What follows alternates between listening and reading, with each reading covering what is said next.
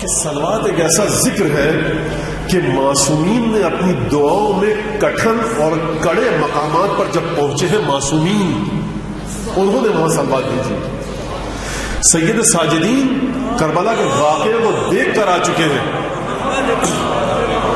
امیر المومنین نفس پیغمبر ہیں، ائمہ معصومین وارث علم الہی اور علم نبوت ہے، لیکن جب دعاؤں میں صحیفہ سجاریہ میں دعا یا من تحل بہ عقد المکارہ میں اور مختلف دوسری دعاؤں میں دعائے کمیل آپ کے سامنے ہے، دعائے افتتاح آپ کے سامنے ہے، دعائے ابو حمزہ سمالی آپ کے سامنے ہے. ان دعاؤں میں ائمہ جب کٹھن مقامات پر پہنچتے ہیں پروردگار سے گفتگو کے ساتھ، تو ایک دفعہ جب اپنے کلام کو ختم کرتے ہیں تو انسان کہے گا کہ اب معصوم یہ فرمائیں گے کہ پروردگار میری مشکلات کو حل کر، لیکن معصوم روح سخن کو موڑ دیتے ہیں اور اپنی مشکلات کا ذکر کرتے کرتے یہ نہیں کہتے کہ پروردگار میری مشکلات کو حل فرما، بلکہ کہتے ہیں پروردگار مشکلات یہ ہے فصل علی محمد وآلہ.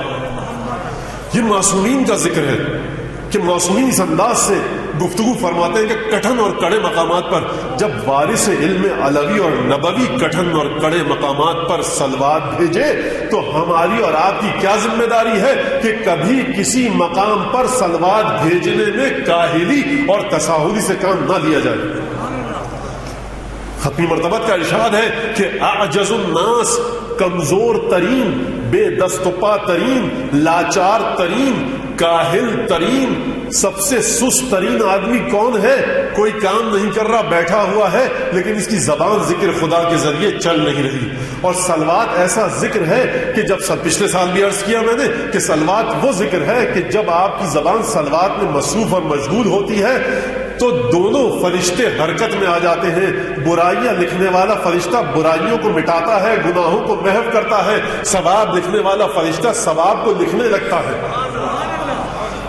اور یہ محمد و آل محمد سے قربت کا نتیجہ ہے. اسی لیے ختمی مرتبت نے ارشاد فرمایا، دیکھو اقربکم الی منکم یوم القیامہ احسنکم اخلاقا، قیامت میں تم میں سب سے زیادہ میرے نزدیک وہ ہوگا کہ جس کا اخلاق سب سے اچھا ہو. اور یہی ختمی مرتبہ نے فرمایا، دیکھو قیامت میں سب سے زیادہ میرے نزدیک وہ ہوگا کہ جو سب سے زیادہ مجھ پر درود بھیجے. تو ختمی مرتبہ وہ معیار ہے یا یہ معیار؟ ختمی مرتبہ بتلانا چاہتے ہیں کہ اگر اپنی شخصیت کی گتھیوں کو سلجھانا چاہتے ہو تو صلوات بھیجو. جتنی کثرت سے صلوات بھیجو گے تمہارا واعظ نفسانی اور اندرونی واعظ نفس لوامہ مستحکم اور قوی ہوگا، ملامت کرے گا تمہیں تمہارے برے کاموں پر. جب صلوات کے صدقے میں تمہیں تمہارے برے کاموں پر تمہارا نفس لوامہ ملامت کرے گا، پھٹکار بھیجے گا، طعن و تشنیع کرے گا، تو اب تمہیں کسی واعظ کی ضرورت نہیں. صلوات کے صدقے میں خدا نے تمہارے نفس میں ایک واعظ کو بھیج دیا. جس کو یقین نہیں، ہو سکتا ہے کہ مولانا کہاں کی ہانک رہے تھے، ہم نے تو آج تک نہیں پڑھا. حضور اب آپ نے نہیں پڑھا تو میری ذمہ داری آپ کا جہل اور علم نہیں ہے، میری ذمہ داری قرآن اور حدیث ہے. یہ میری ذمہ داری ہے. جو چیزیں آپ کو نہیں پتا وہ آپ کی ذمہ داری. لیکن یہ صلوات کی برکت ہے کیونکہ متصل کرتی ہے، پنجتن سے متصل کرتی ہے معصومین سے. اور جب معصومین سے آپ متصل ہو گئے تو آپ خدا سے متصل ہو گئے. اب کسی کو یقین اگر نہ آئے تو کیا کیا جائے؟